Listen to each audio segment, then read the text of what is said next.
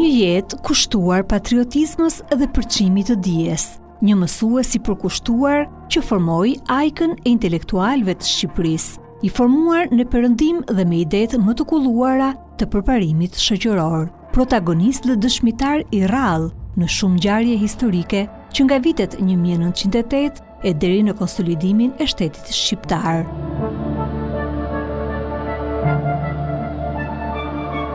I angazhuar në lëvizjet politike të viteve 20, si krahu i djathtë i Fanolit dhe Avni Rustemit, por edhe nacionalist i vendosur e në përpjekje titanike për përhapjen e shkollave shqipe në çdo skaj të trojeve shqipfolse në fillim të viteve 40, poliglot dhe dietar i rrallë. Me këtë profil intelektual ju qas regjimit komunist që në ditët e para të diktaturës, profesor Jonus Bllakçori, një profil as pak i dashur për komunistët, të cilët kishin vënë në shenjestër ende pa marrë pushtetin gjithë ajkën e intelektualëve të shqiptar, që nga nëntori 44-s do të ishin pastaj pre e vrasjeve dhe arrestimeve.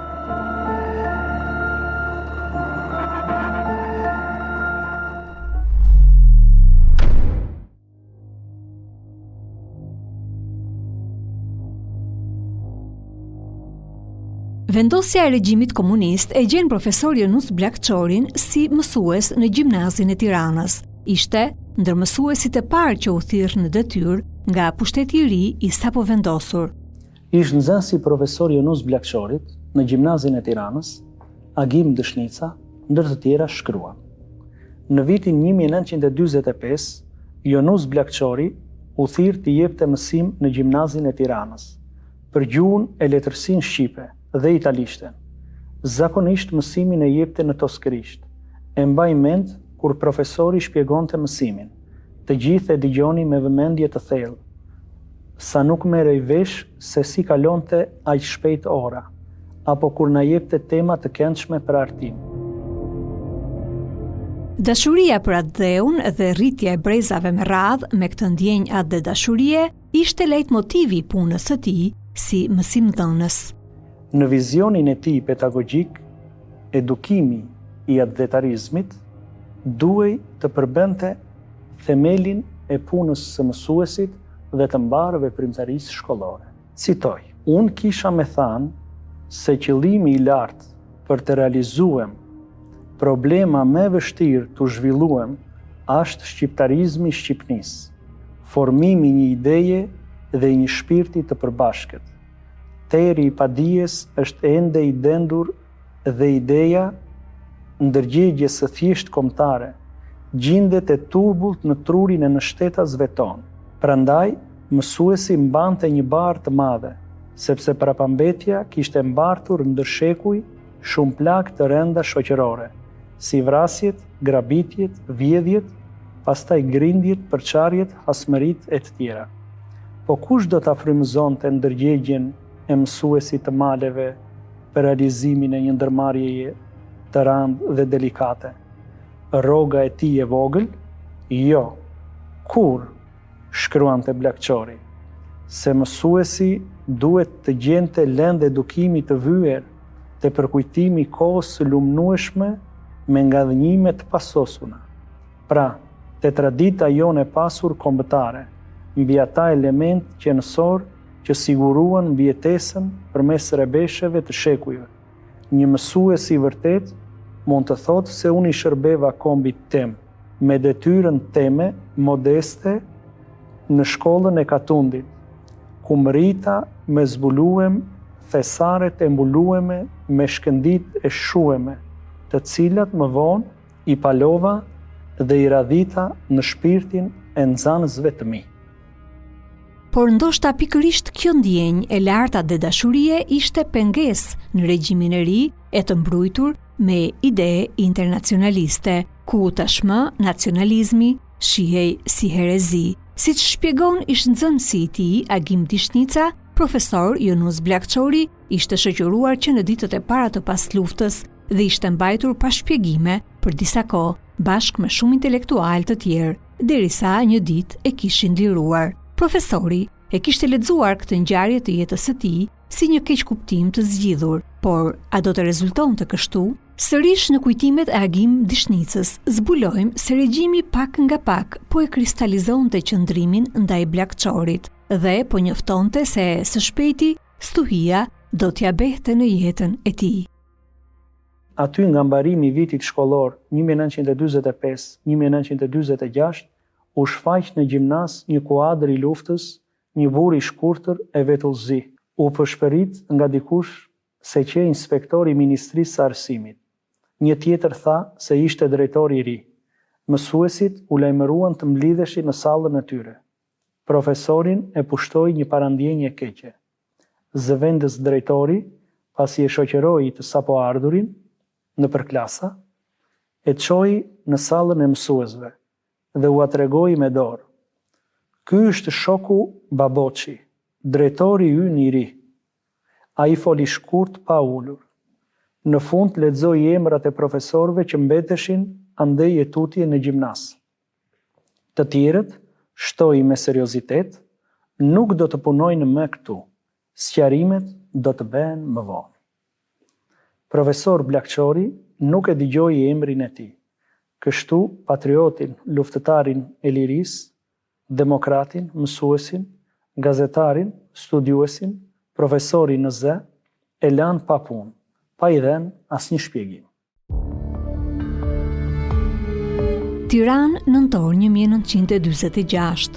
Dokumentet arkivore dëshmojnë arrestimin e profesor Yunus Bllakçorit. Në një prej marrjes në pyetje të profesorit, jepet edhe ora e saktë e arrestimit.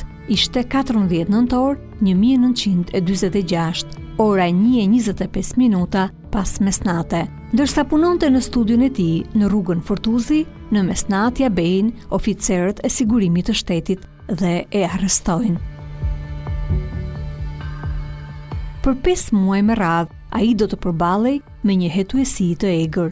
Atko, vajza e tij, 8 vjeçare, Elizana, i shkonte për t'i dërguar ushqim në ambientet e burgut ku e mbanin të izoluar. Madje, ajo dëshmon edhe një skenë të rrallë, kur të burgosurit, e mes tyre edhe të atin, e merrnin të lidhur dhe në këmbë e dërgonin nga burgu në ambientet e hetuesis tek shtëpia me gjethe. Kë shtëpia me gjethe bëshe, unë isha e vogël, shkushej pjatë kadef në burgun e vjetër këtu. Hynja brenda më futnin policët, edhe çushej pjatë kadef të vogël, disha. I thosha pa besi e mirë shumë jam këtu, me shokë, po, mirë, shumë. Nuk më hapte asnjëherë s'më hapte, unë i marrë me mend tash i gjërat. Nuk më thoshte asnjë fjalë. Vetëm ke shtëpia me gjethe ka shku atje, thoshin fëmijët, hajde se po kalon baba këtu. Hajde, se nuk shkojshin me kështu makina përpara me policë dorë pas dore. Kështu shkonin. Disha në shtëpi, babe, ai më shifte s'folte, se ishte thënë polici mos fol, ishte lidh me tjetrin për dore. Dhe esnin në këmbë shkonte, kë shtëpia me gjethe. Baba, këmbë. E shifësha në rrugë, pasaj shkësha në burg. Thësha, babë, mirë, qëka? Së më thoshe mu kur sa pishte zemrën. Kur. Pasaj tolli të i marrë me mantun. Mërë këtu, thëshon që së më kalzon të atyre, kë ka qenë atje, kë ka qenë këtu në burg, ka qenë këshu. Pasaj lëruam, nuk më kalzon të më fare, se prishte gjakun, unë i mesha me mant. Gjatë kësaj periude, profesor Yunusi është arrestuar pa akuzë, pa prokuror, pa gjyq dhe gjithnjë ka dalë i pafajshëm.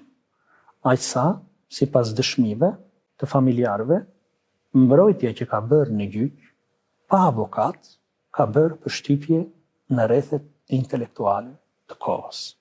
Ata e kanë arrestuar çdo vit, po thuaj se 16 vite meshin e tusi dhe ai prap me elokuencën e vet nuk lejonte që të dënoheshe. Dhe jo, përveç e kësaj, ka marrë të dëmshpërblim. Kur korariste me marrë, domethënë për atje. Edhe është e vërteta që thot mama ime, e burgosin në burgun Tiranës dhe etusia bëhet tek shtëpia me gjethe. Sa ti ishin bërë këto sofistikime që përgjoheshin e bëshin, e me radhë.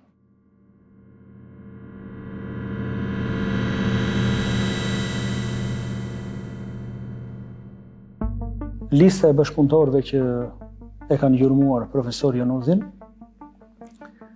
janë, unë do përmend disa prej tyre: Tribuna, Prursia, Borsalino, Martaneshi, Shylleri, Sputniku, Tremujori, Adriatiku e tjerë. Në një përgjim që ishte bërë më 27 qershor 1949, rezultonte se Bllakçori kishte trajtuar një nga temat tabu për komunistët, temën e Kosovës. Bashkpunëtori Tribuna dëshmon këto thënie të profesorit.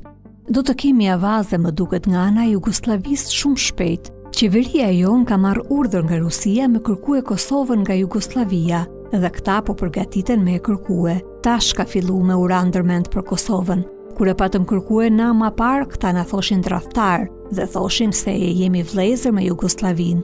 Dhe tash të ketë njëri të thotë se kush është tradhtar, ata që e kërkuan me kohë apo ju që po bëhej gati me e kërkue. Ashtu edhe Bullgaria ka me kërku Jugosllavisë një pjesë të Maqedonisë. Këto kërkesa do të bëhen vetëm me nxjerrje nga tresa, mbasi Kominformi ka vendosur me shtyçeta kundër Titos nga ana e shteteve fqinje. Sidoqoftë, avaze kemi me patjetër këtë muaj.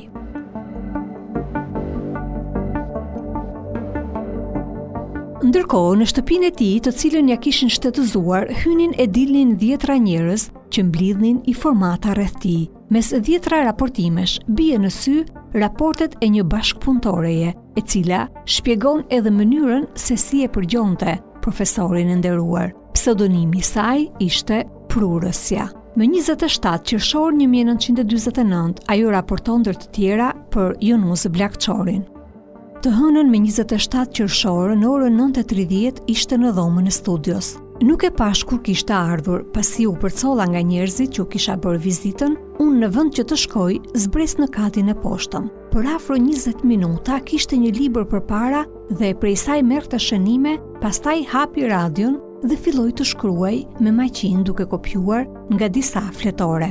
Një natë tjetër, më vonë, ishte në dhomën e studios përsëri shkruante, por me dorë. Këtë natë nuk u takova fare me pjesëtarët e tjerë të familjes. Kur ndodhesh aty afër duke e vëzhguar, vjen një burr që nuk e njofta as si fytyrë dhe as si emër. Kur ky i fundit hyri, i nalt përmenduni, i fliste me za. Tha edhe emrin e tij, por nuk ja ndigjova. Pak fraza që munda të kuptoj nga biseda e tyre ishin: puna e shumtë, rroga e vogël, jeta e shtrenjtë, ushqimi i keq, dukesh të ish në arsim. Biseduan edhe për çështjen e pushimeve, në qoftë se do të kishte pushim apo jo. Pak ditë më vonë, siç raporton kjo bashkëpunëtore, i kishte kërkuar profesorit makinën e tij të shkrimit, me pretekstin se donte të përkthente një libër, por ai nuk ja kishte dhënë. Pak javë më tej, në mes të gushtit 1949, Prurësja raporton sërish.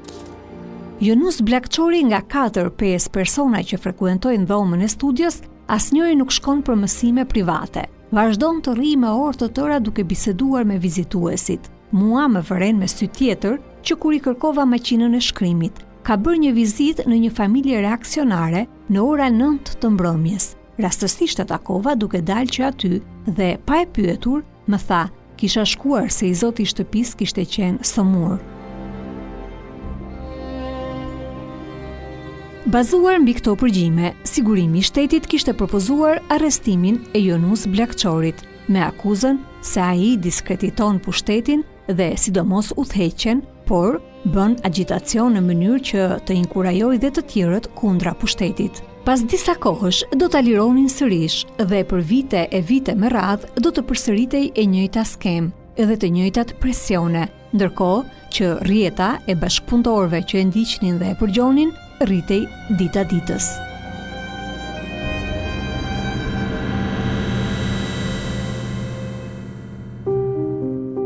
Në një presion të vazhdueshëm dhe i përgjuar në çdo hap, në më të shumtën e kohës si pa punë, jeta e Jonuz Bllakçorit do të rrithte e tillë mes vështirësive të shumta, siç dëshmon ish nxënësi i tij Agim Dishnica, me ndihmën e miqve përpiqej të gjente punë. Herë i jepnin orë si zëvendësues ndër shkollat unike, herë në ndërmarrjen e ndërtimit Muhamet Gjollesha, apo në atë të grumbullimit si nënpunës i thjesht, herë kujdestar konvikti i përkohshëm në shkollën bujqësore në Kamës, duke ja hequr çdo mundësi që të jep të mësim, qoftë edhe në shkollat fillore.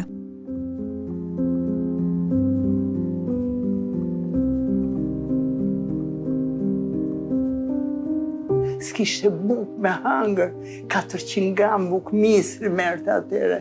Se tris ishim dhe me tris ka një kohë, 400 gram ishte buka kaq. Mor babë thoshte, kum del më buka misri, 400 gram. Edhe unë isha vogël. S'kisha që ati bësh. Shumë keq, kalonte. Pastaj, i dha mësime, i mësime, që shtoj qik vlerën e vetë, për të ngrënë. Nga kontrollet e herë pas hershme që sigurimi i shtetit i bënte në shtëpi, Elizana kujton një rast kur ata i morën Jonuzit një koleksion të rrallë pullash, të cilat Jonuzit ja kishte lënë amanet ish kryeministri Recep Mitrovica. Ai sekuestrim nuk rezulton në asnjë dokumentacion dhe fati i atij koleksioni mbetet mister. Pullat erdhën i morën këta. Pullat me shumë vlerë ishin. Pullat i morën babës. Që të morën babës të shumë. Pullat ta morën, sa. I kërkun i morën, sa. Shtetit. Shteti, kush i mori babë? Shteti i mori, sa. U mërzit baba, sa shumë, që kjo? Se ishe gjëve vlerë. Prandaj u mërzit. Komunizmi ishe sistem shumë i fort, shumë i keq. Ishe i keq shumë. Priste. Nuk dishte baba regjimin. Se deshte, por nuk ditë të asnjë njeri. Ishte shumë i sakët, se në budrum rinte, hapte edhe penxherën. Dihet motive aty regjime që njerëzit e mençur, njerëzit e ditur, njerëzit e shkolluar kur si ka dash. Një nga këta njerëz i veçantë i këtij lloji ishte edhe ky njeri, që dhe se deshte sistemin, thoshte mos e përmend njeri që se do. Mos e përmend njeri që se do. Se, i thoshëm pse babe? Se ta rikujton dhimbjen. Megjithëse ai ishte një vital, thash, një vital në ushqim gatunte vet, bënte vet, lajshe vet, moj, të shifshe ato brilante, flokët me brilant, ato bluzat e bardha që këta i veshën 90-ën, ai kishte 7 copa aty nga këto bluzat, thash, pardesyt e bardha. E kishte një 10-15 kostume, e këmishat pafund, e këpucët pafund, gjitha lustrume që ka kohë Italisë. Po si mos jem krenar për të njeriu?